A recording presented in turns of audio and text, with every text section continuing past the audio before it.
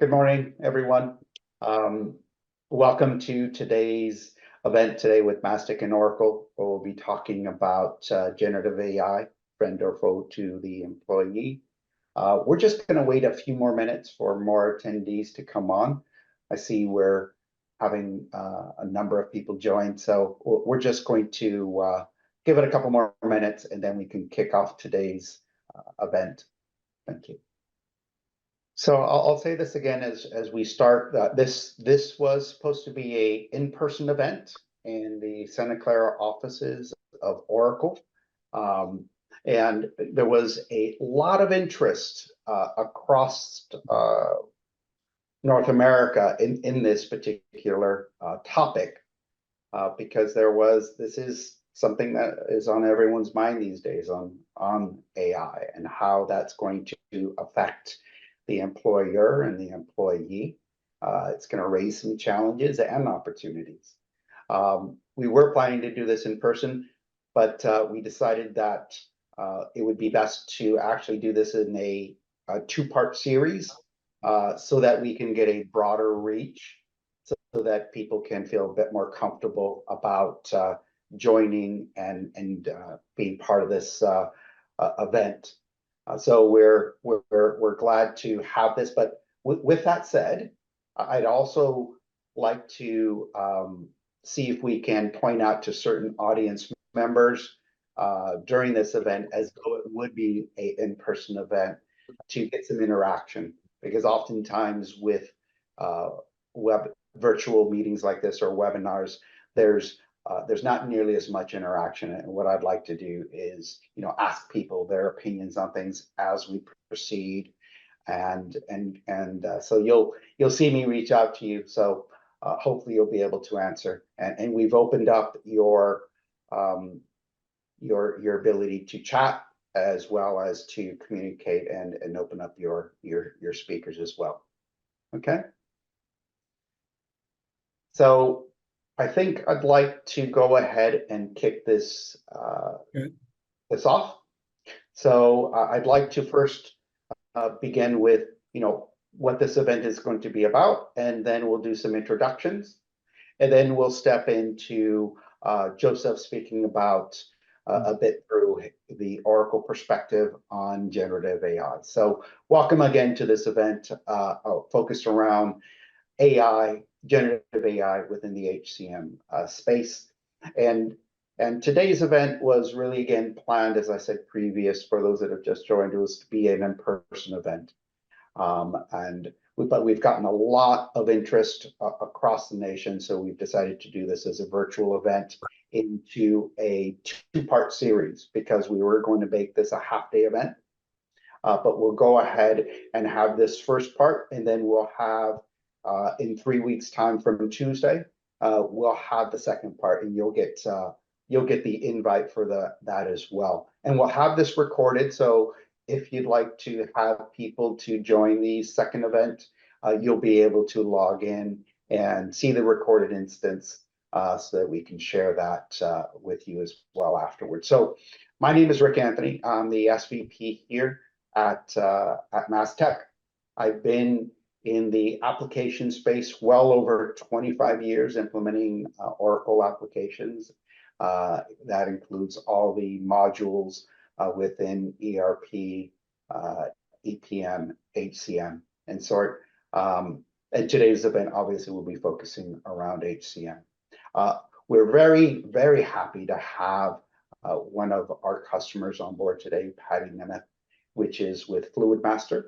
They just recently went live with Oracle, and she'll be joining in, offering her opinion, but also we'll be engaging with her. So Patty, if maybe you can just introduce yourself, that would be great. Sure. Again, my name is Patty Nemeth, and I'm the CHRO at Fluidmaster. If you don't know what Fluidmaster is, we basically operate your toilet for you. So we're the flush valves and fill valves within your toilet, so you'll remember me several times a day. We recently implemented Oracle globally. We've got about 22,000 employees around the world in many different reaching countries, Turkey, Slovenia, China, etc.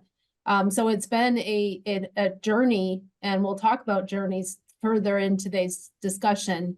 But a lot of the AI work already in Oracle has helped us with a successful implementation and will continue to help us bring on board new recruits, et cetera. So I look forward to our discussions and look forward to your questions that you have. Thank you, Patty. Excellent. Patty and Rick, thanks so much for the introduction. Yeah, Patty, I'm excited to have an opportunity to interact with you today, primarily because as I think about the customers I interact with on a regular basis, they're on a spectrum. And Patty, you're certainly very progressive, not only in terms of how you think about use cases, but also your insistence on deploying what's going to be relevant, what you can leverage quickly. And so it's a real joy. Hello, everyone. Welcome to our discussion today. And we're going to talk a bit about generative AI.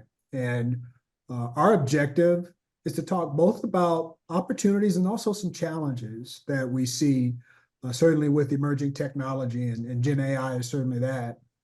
We'll also look at capabilities available today. Oracle HCM has made a number of investments, and we continue to really evolve in that space based on feedback we're getting from our customers. So as I think about Patty, I think about what the next series of products and next series of features will be, because again, we're really seeing innovation spark as a result of people implementing solutions.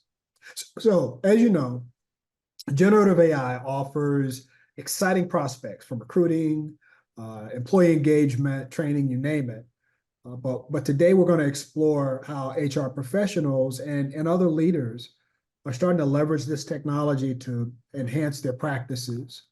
Now, as I think about the work, my background is in human resources. My name is Joseph Clay. I'm the VP in HCM transformation, supporting manufacturing, high tech, higher ed, other industries as well, but those are my primary ones.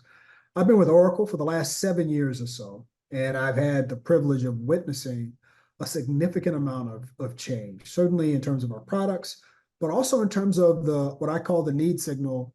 I used to work with a CHRO many years ago, and he would always say, you got to know the need signal. And so also understanding what our customers need, or that need signal. For the last 30 years or so, prior to joining Oracle, I led different HR functions at amazing companies, from high tech, education, manufacturing, healthcare. Today, however, I support our customers at Oracle, not only in terms of how they think about technology, but how they set the stage pre-phase zero, how they set the stage in terms of building out a governance model, having a smart strategic communication plan. So the technology we're excited about, but I'm just as excited to help leaders at all stages across the spectrum think about how to successfully have an implementation with a new solution. So as Rick said earlier today, our objective was to make this very casual, and so he's gone over some of the housekeeping components. But with that said, you do understand we're here for a reason. I think about all those years of watching Star Trek and Jetsons, privately wishing for the day that we could simplify our lives with machines that could take us anywhere, quickly answer questions, deliver whatever we wanted to our home. I have 2 teenage daughters, so they make it a practice of having things like, tea and food delivered to the house, which never would have happened back when I was growing up. But we're here now. These products and services are fueled by technologies, generative AI being primary amongst these. These innovations are revolutionizing how we work, opening opportunities for automating repetitive tasks, personalizing employee experiences, and in some cases, predicting what the future of work will be. These are real challenges, and there's a need to think about it as leaders of industry, not simply in terms of the technology, that's important, but also the overall effect and impact it's going to have on your company and on your people. Well, let's start from the very beginning. What on earth is this thing we call generative AI? And understand something, I am not a subject matter expert in terms of technology, So I like to keep definitions, digestible. So let's start off with a very basic definition. Artificial intelligence, this new emerging technology, is a wide-ranging branch of computer science. It's focused on leveraging computer power to mimic the capabilities of the human mind. And I know that sounds probably a little daunting, but some things to keep in mind. This technology, while it may be something we're talking about today, it's really not new. Rick said earlier, we want to make this a highly collaborative experience. So now let's do our first pop quiz. Let's get some reactions from the audience members to this really simple question. How old do you think AI is? And you have some options there from 2 to 10 years, 11 to 20. You see it there on the screen. If you could respond in chat, I'd really love to hear or get your reactions. I'd play some music right now, but yeah, but I'd love to get your reactions to this question. So how old do you think AI is? So we have people that have say E, and which is 41 years and more. Some saying it's C. Some saying it's 10 years. All right. When we get to 11 chats, 11 responses, I'm gonna do the big reveal. More E's coming in, so more than 41 years. Very good. Again, more. I think we're up to that answer. So yeah. So the answer, honestly, is 50 years old, which was a bit of a surprise to me. Question for you: how many of you used AI to figure out the answer? How many of you went and used some kind of technology to get the answer to this question? My wife is an educator, and it's the #1 thing she's experiencing right now is how do you manage technology during these times? But AI is not a new technology. So what is it about generative AI that's so compelling? And what we find is it refers to an application of techniques that basically generate content, data, solutions to manage human capital information and others more effectively in organizations. And part of what makes it compelling, not only does it give you human-like outputs such as text or images, even it helps you in decision-making processes. Part of what makes this new technology compelling are really some straightforward things. The first is the accuracy is something we've never seen before. How often is it that you'd hear about a new technology, a new emerging solution, leverage it or use it, and not necessarily have the best experience? So the fact that you have over 1 trillion parameters that govern the technology, especially on GPT-4, is really important, specifically because of the accuracy. Secondly, the economics make sense. It takes roughly $3 million per month to run ChatGPT, but if you think about it as an individual, as an end user, it's available to the masses. It's not a costly solution. So it accelerates your ability to get to innovation without costing a lot of money. And I think last but not least, and part of what's really compelling for me as I use it, it's an immediate benefit with very little effort. I'm not having to go back and look at a bunch of different documents. It's presenting some compelling information to me that's pretty accurate. So if you ask yourself, what's the big deal about ChatGPT? Think of it in terms of accuracy, the cost to leverage the solution, and the fact that you really don't have to make a huge investment. The benefit is meaningful. So what does that mean in terms of the overall effect you should expect to see in use cases or in solutions that we see in the workplace? But before I go too much further than that, I want to make sure I get Patty participating in this as well. Patty, we've touched on a few things. The whole idea of ChatGPT being a solution that gives you a meaningful benefit without as much of an investment. What's been your experience, if not with ChatGPT, but other generative technologies? ChatGPT has been really useful for us just in human resources for those communications that we have to send out on a yearly basis, and trying to come up with that creative topic or that introduction that makes it different. We can send the same memo every year, but why. We've got all the data in there. It helps us provide a fresh message. So that's been real helpful. And, as we start to use more of the applicant tracking systems, they really are providing us the match of candidates to a job a lot more efficiently. They're also helping us do it in a much better time process, and the quality of the candidates are helping a lot too. So those are just two examples. I think those are great examples. Honestly, the idea, there'll come a time when you'll talk to somebody in recruitment about how we used to recruit back in the day when I used to run a talent management function, and they'll say, so really you just posted a position and hope people would find it? So it's really redefining where we spend our time, less in the tactical aspects of it and more in what feels more qualitative, more meaningful.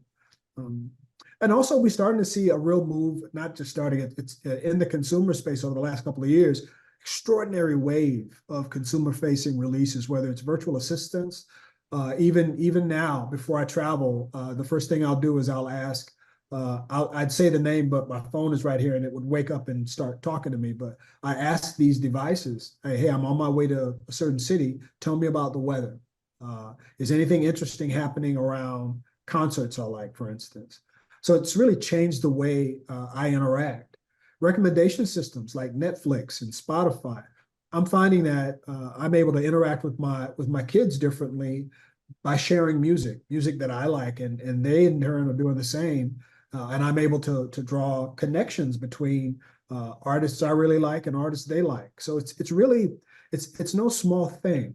In terms of navigation and travel, I use Waze on a regular basis because not only is it a great map, but it also uses the wisdom of the masses to tell me, where there may be something in the road or there may be a car stalled on the side of the road. The point is, it's driving down the barrier to entering leveraging these technologies in such a way that people are almost expecting to see those kinds of technologies deployed in a way that's meaningful and relevant in the workplace. So that's why we're, in my opinion, and based on the research I've looked at, that's why the interest is really, really starting to grow. Any reactions to that, Rick? Does that align with what you're seeing as well? Yeah, I think, people, when they're starting this journey, there's many different ways to go. And I think that's what I like about today's session is I want people to take away something from this that says, it's not all in. It's a journey.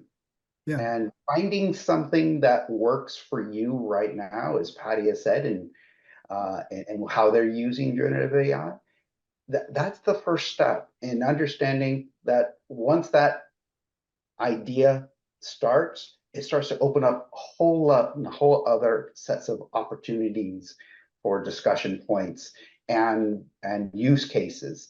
And choosing a software like Oracle that has a product line and a product roadmap on how they're going to help you is going to really impress things. Like, for instance, yesterday we had a conversation with Patty, and she presented a use case to the product team, and the product team at Oracle said, that's a great use case.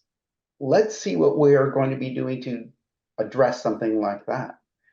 So it's that ability for customers to understand that this is a journey, and it's going to not start here. It's not going to necessarily stop at all, because it's going to continue to grow. Rick, I think I'm so glad you pointed that out. One of the things we see, oftentimes we talk about transformation, and sometimes we believe transformation is inherent in the technology. It really isn't. It's inherent in how you re-envision how you operate. So if you look at Oracle, we've gone from being a world-class technology company, we're still proud of that, to a company of developers who really love problems. I don't know if you picked up on this, Patty, but Neil really got excited when you started walking through that use case, because we know if you have that as a challenge, the one you talked about yesterday, others are experiencing that same thing. And really falling in love with those problems and coming up with ways of fixing it is the future of where technology, we believe, is going to add the greatest value. Yeah, and the Any- use case that I mentioned to them yesterday was in regards to compensation. So again, we rolled out globally. We're in probably 15 different countries. And we've now put in a global architecture for our structure of our labor grades within the company. Now we're starting to look at, we've got all the compensation done with a mid, and max, but Yeah. now we're looking at some of the long-term incentive programs, the short-term incentive programs, the extra month of vacation, or not vacation, but compensation in different countries. And again, we acquired other companies. So getting all those integrated together and having one type of compensation process, especially as we become more integrated as a company, is going to be necessary, because now people are going to be rubbing elbows virtually, and they'll say, oh, you got your short-term incentive payment yesterday. Wasn't that great? We did wonderful. We, exceeded expectations, so we got paid at this.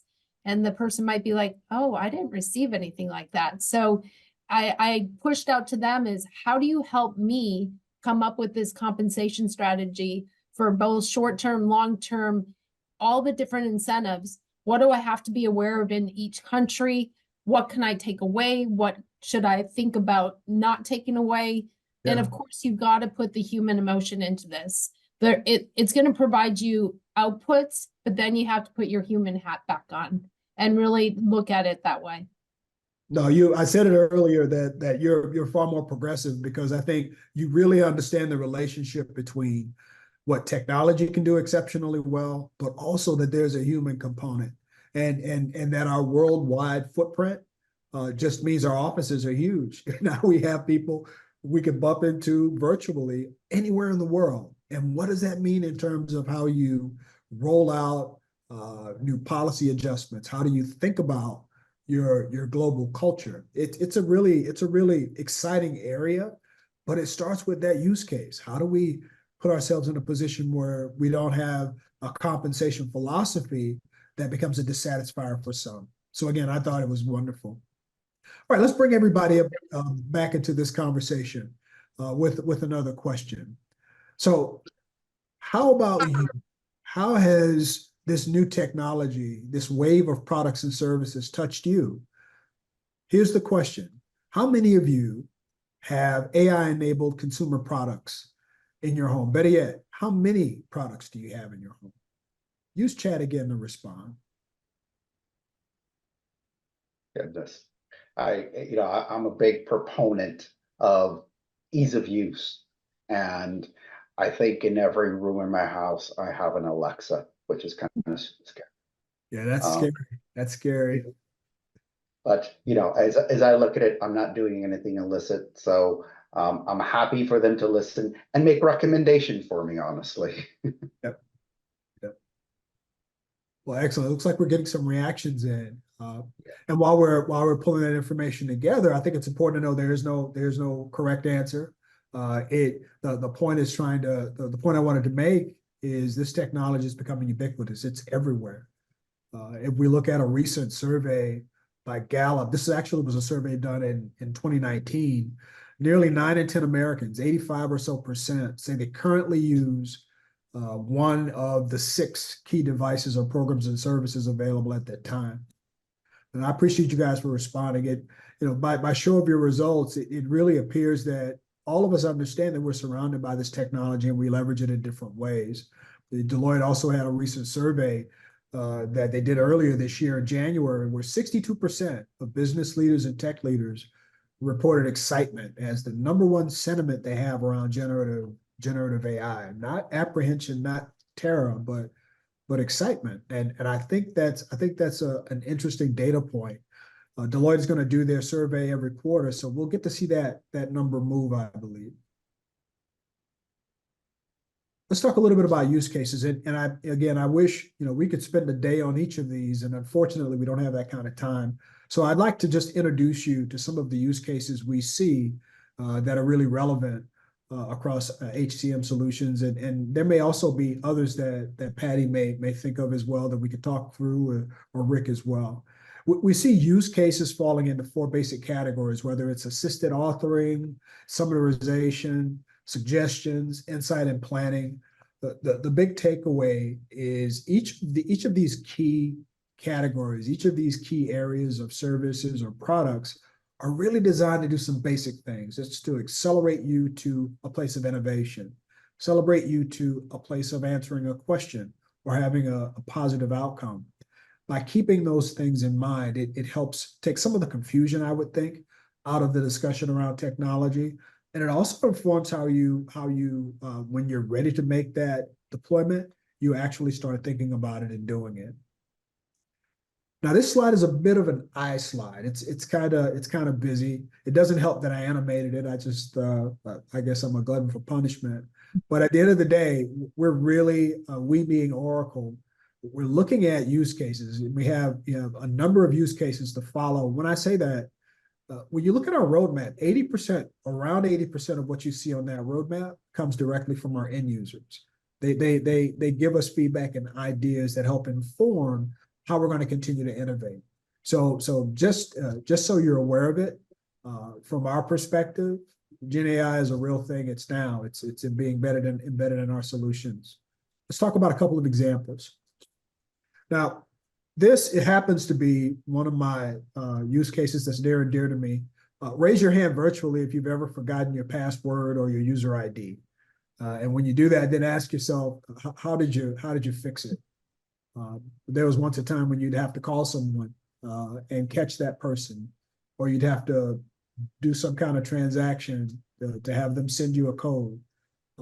What you have in front of you is a simulation of assistance by a machine to help reset a password. And after typing in or even using natural language, you ask, hey, can you help me reset my password? And the first thing that happens is it goes in and retrieves all the results using natural language or whatever approach you use to put the data in that speaks specifically to this process. It then uses Gen AI to give you a list of very specific things to do to reestablish your VPN password without having to go and open documents, without having to go from multiple web pages. And it then provides, should you need to do a deeper dive, documentation or access to insight through links that you can go in and even do a deeper dive. But this is one that I've always found to be compelling because it feels mundane. But if you ask yourself, if you have a globally situated workforce and not having a password expire, which never ever happened to me, can really be time consuming. It's one of the many use cases we begin to see as we look at this technology and we start to think about how it can be deployed. But here's the real question. What didn't happen using this example? What steps were taken out? So here's my, I'd love to get your reactions to this as an audience. Share your thoughts about what didn't happen. Like if you ask yourself, for the company you work for right now, what are the steps you'd have to take in order to get something as simple as a password refreshed? What are some of the things that didn't have to happen? Patty, I'd love to get your reaction to that if it makes sense. I didn't have to call IT. I didn't have to open a ticket. I was able to solve my issue alone. I didn't have to tell somebody I was dumb and forgot my password again. So it's just quick and easy. Rick, any thoughts about that as well? Yeah, and again, just very similar to Patty is I would have gone through those same steps. Being a technology company here, we would still go through those same steps. We'd have to raise a ticket. We'd have to do it probably on our mobile device because we're locked out of various things there. Right. And then wait for somebody to come back to us when they were available, working towards SLAs that they had, and then getting that whole process. So as opposed to getting it done in minutes or seconds, it would have probably taken an hour or two. So that productivity means I'm able to spend more time working with my customers. Well, you nailed it. You hit on all of the points. And even Oracle for a long time, that was exactly what I'd have to do to reset a password. But as leaders of people, as leaders of different functions, when you start to look at this technology, there are very human questions, very basic, smart questions you can ask. What are the people implications of deploying this particular technology?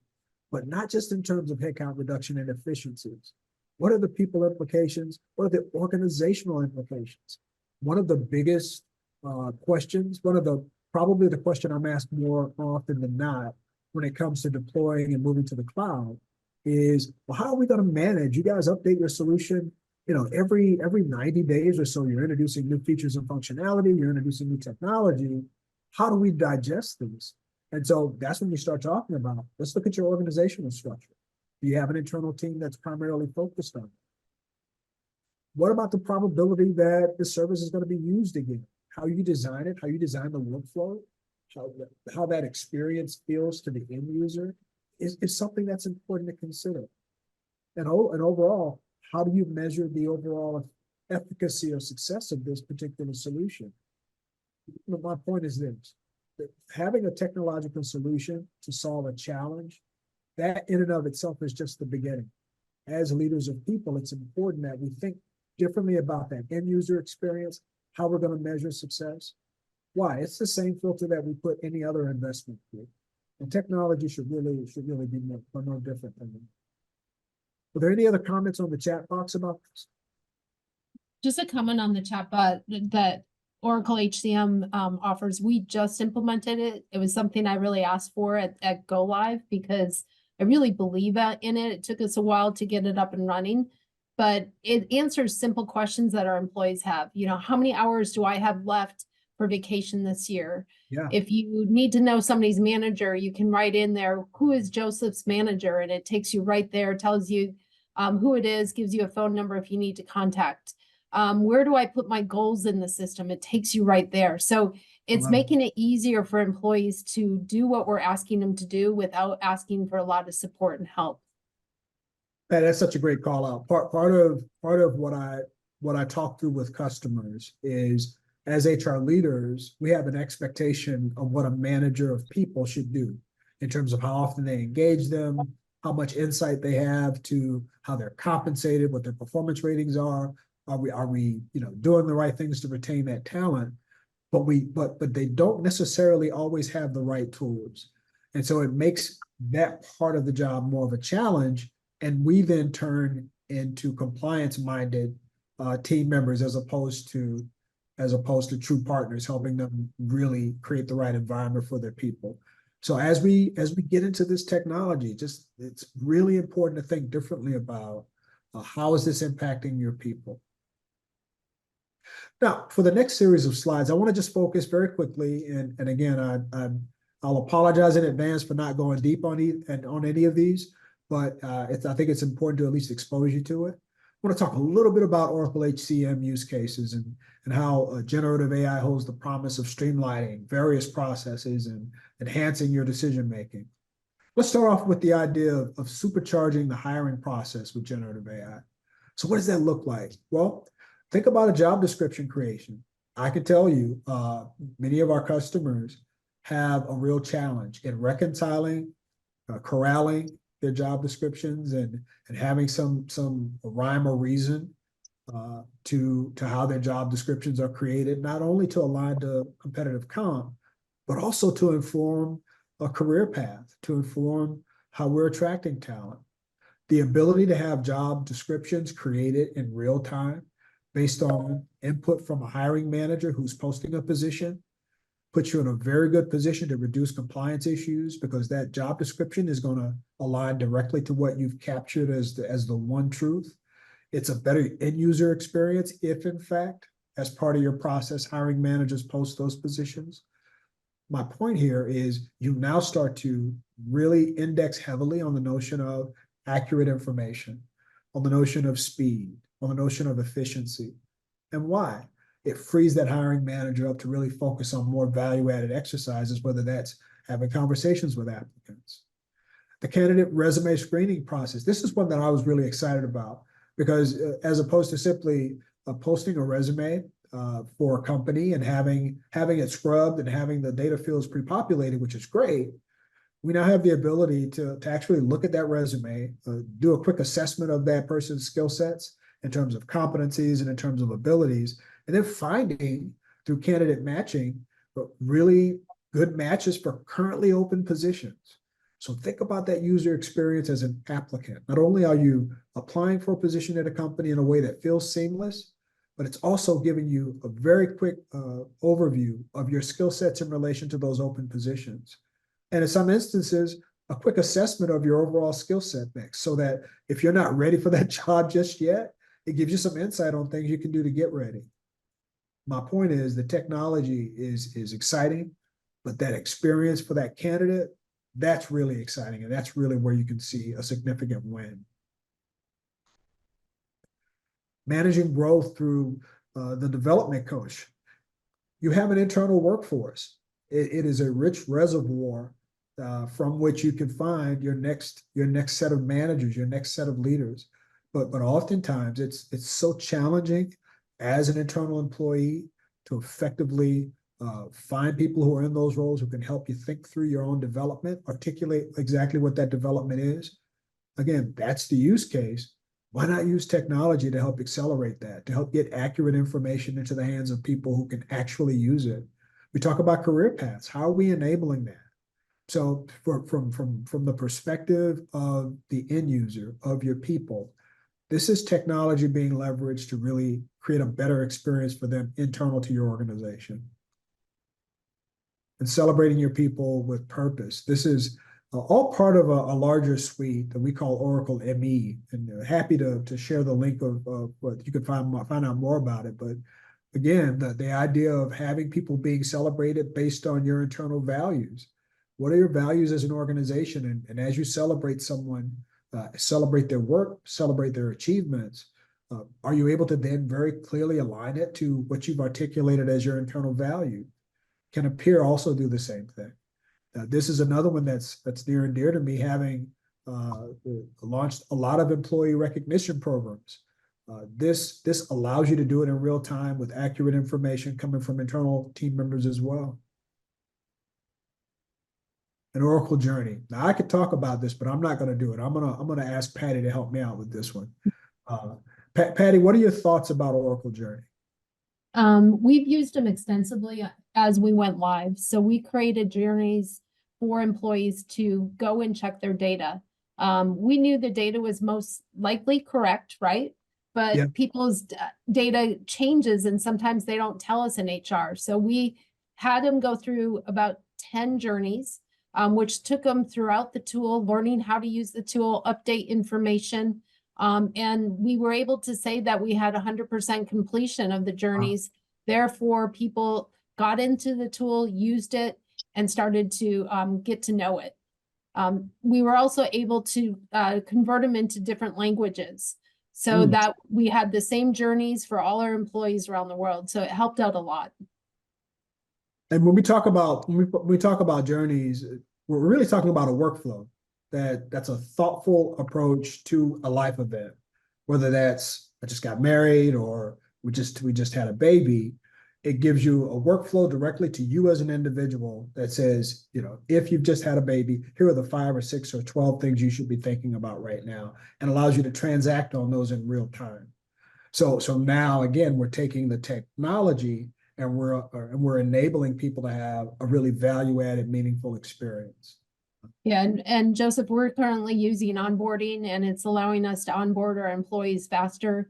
It allows the questions that employees have to be answered in a more expedited way. We're also using the offboarding. So again, we're only 3 months into this. It will improve along the way, but this has really helped the engagement of employees with Oracle, or what we call One Family. Yeah. I'm becoming even more and more of a fan of yours, Patty. If you have a fan group, send me over a link. I want to join it, because the very way that you're thinking about these things, onboarding, how do you bring someone into the organization in a way that feels welcoming, that feels thoughtful? Why? So the first day can be spent talking about the history of your company, talking about why you brought them on board, what skill sets they had, what attributes they bring to your organization that's critically needed, instead of I-9 forms and other things that are important, critically important, but things that can be done in most cases prior to that first day. So again, I think that's great, especially with offboarding as well, establishing that alumni that you can actually leverage to continue to fill positions going forward, or have other relationships with people as they move on to other opportunities. Rick, any thoughts about some of the use cases we just walked through?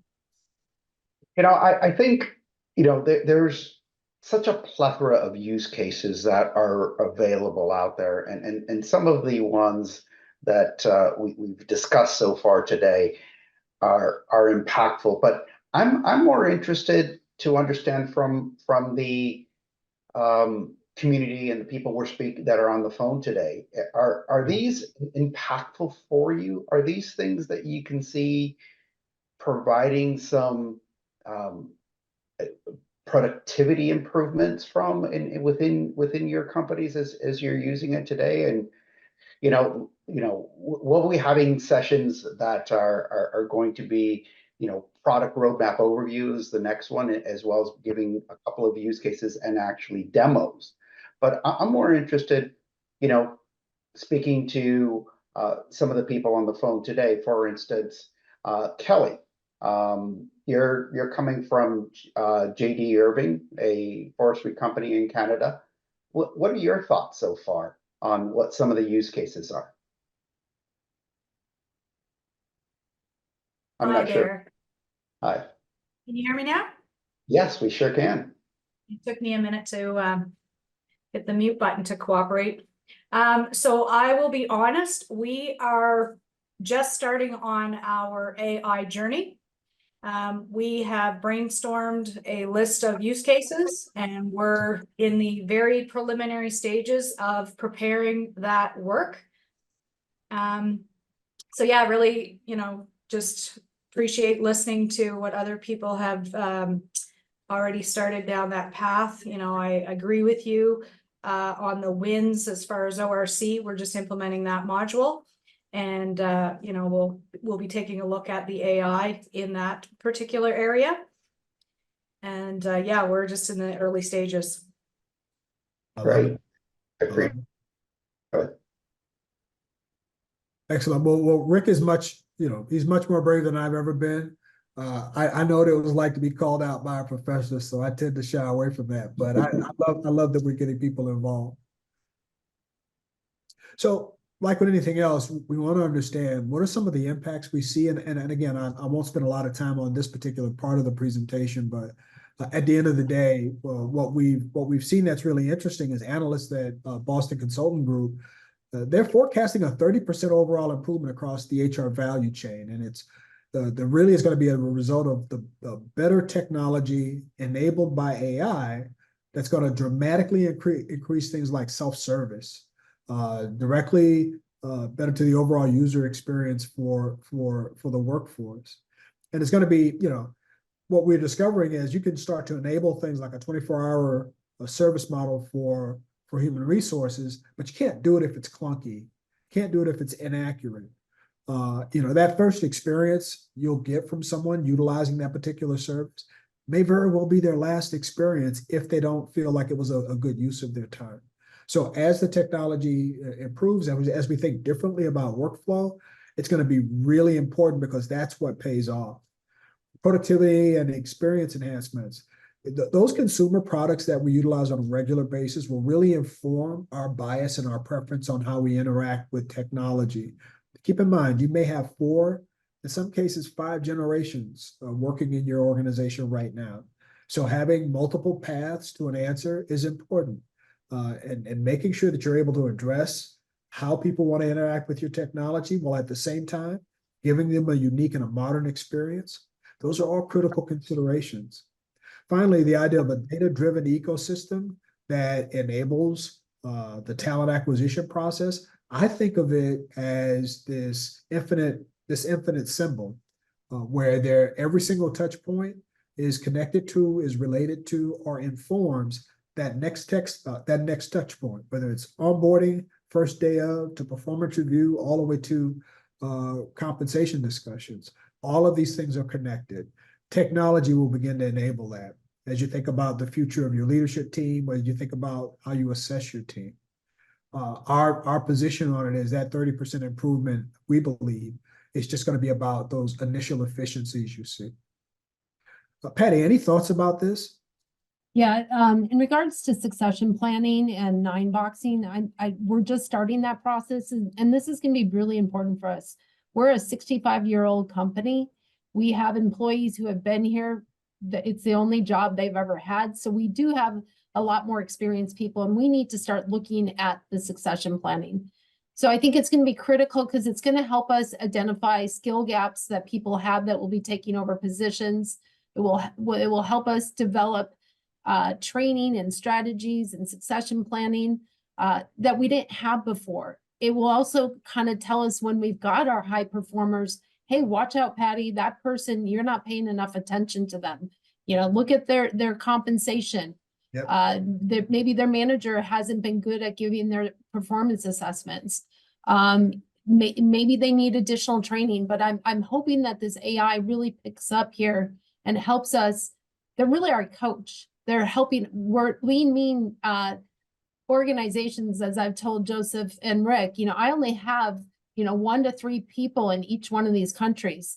So this is their new team member that's going to help us be better at providing the resources, the guidance, the training to our managers to make sure we're successful in the future. Yeah, so it's so important. We think about the support model, especially from an HR perspective.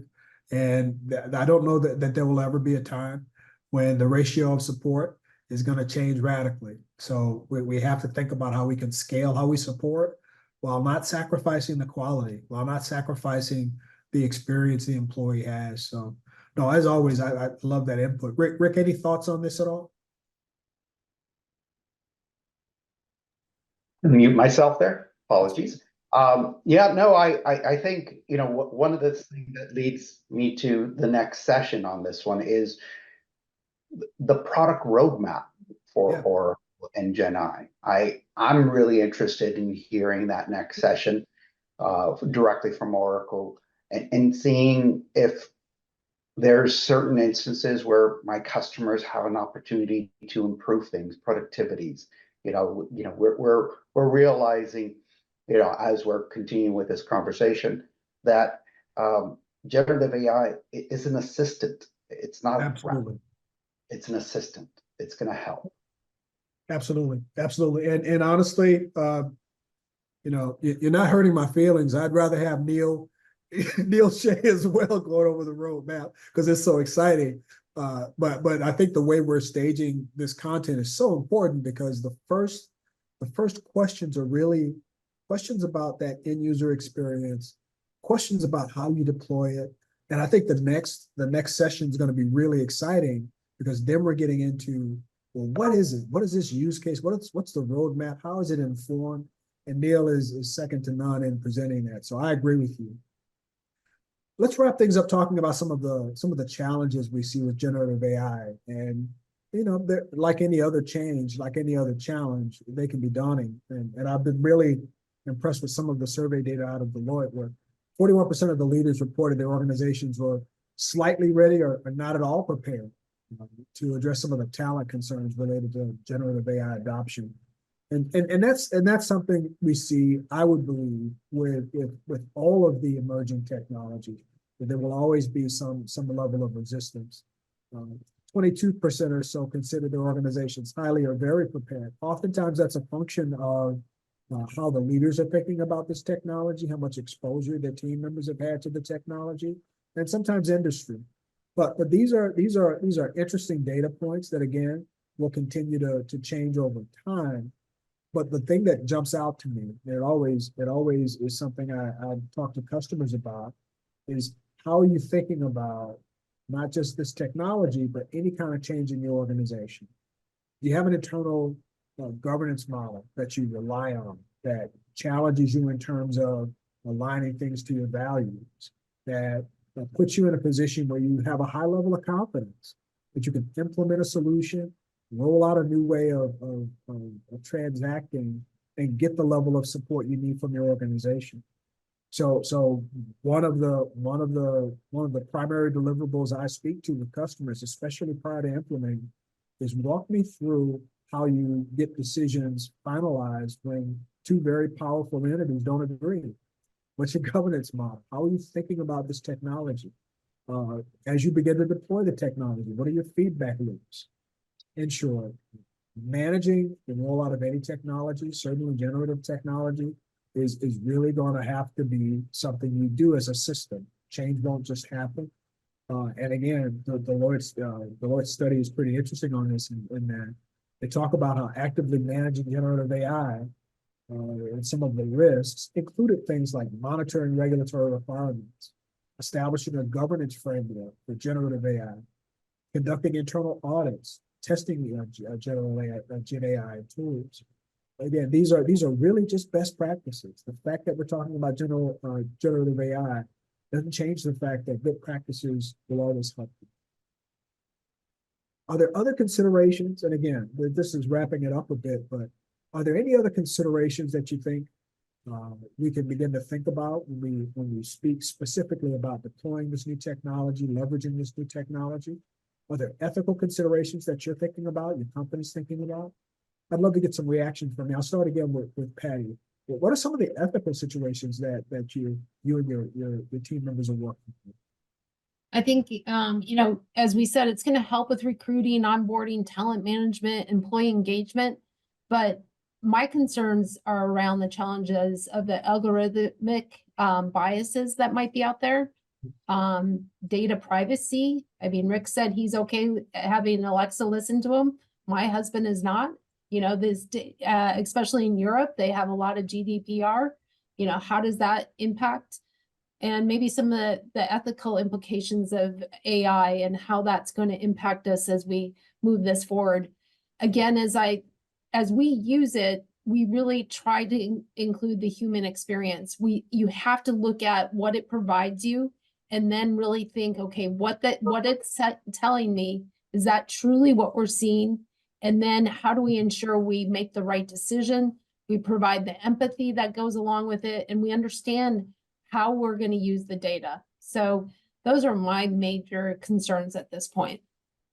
All amazing. And again, it gives you the ability to pivot quickly. The ability to take input and then respond to it, I think just enhances your credibility over time. So really great feedback. Rick, any thoughts? Yeah, well, actually, I'd like to reach out to the audience again here and see their thoughts. So Danelle, Dow, I know you're online. I'll give you a minute to see if you'd like to give some of your thoughts on, the question posed. How can we turn possibility into reality? What sort of things do you see in your organization that might be able to turn into that? Are you willing to answer that?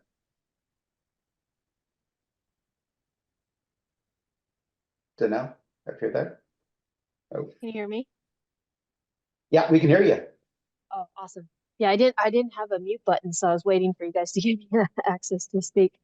Well, just, looking at it right now, we are also in the very, very, very early on stages of looking at all the AI possibilities across our organization within every part of the business. We're a furniture company that does sales, design, and install furniture across all different industries.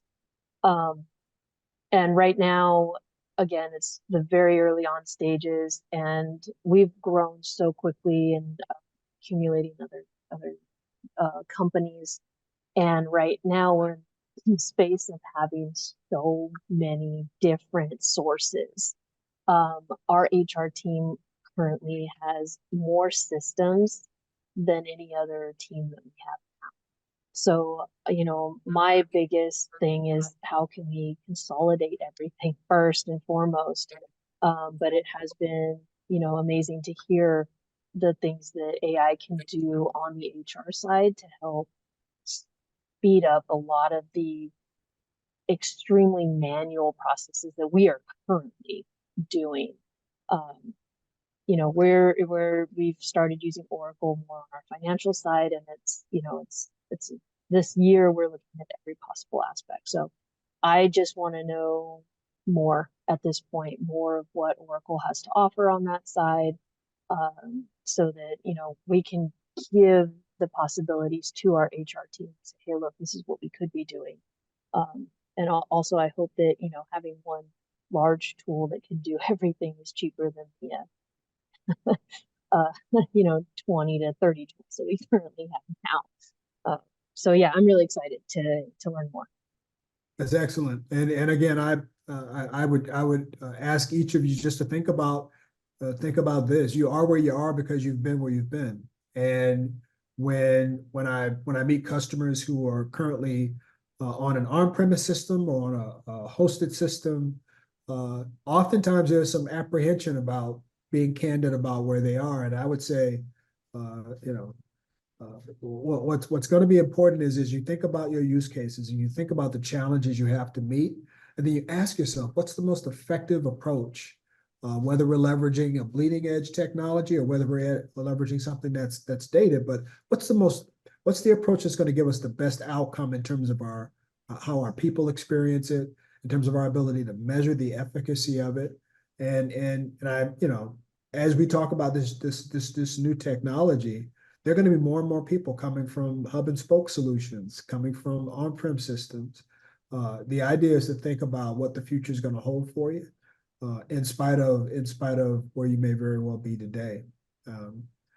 So I'll wrap this portion of it up if it's okay, and just conclude by saying it's a double-edged sword. Generative AI is certainly that, offering unparalleled creative potential, also raising some ethical quality and in some cases security concerns.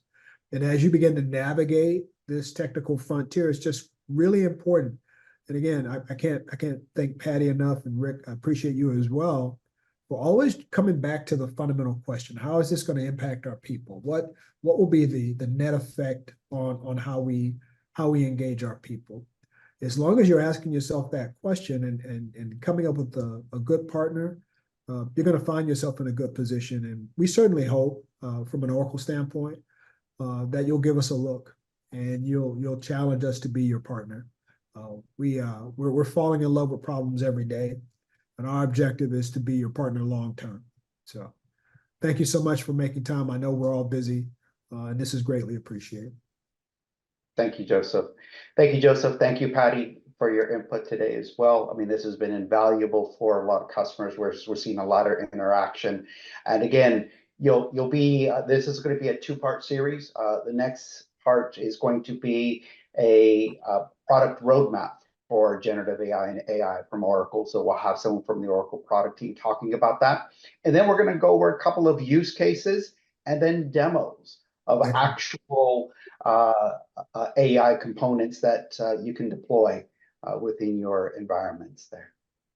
Okay, so again, thank you all for your time today. It was very much appreciative, and we look forward to seeing you in our next session.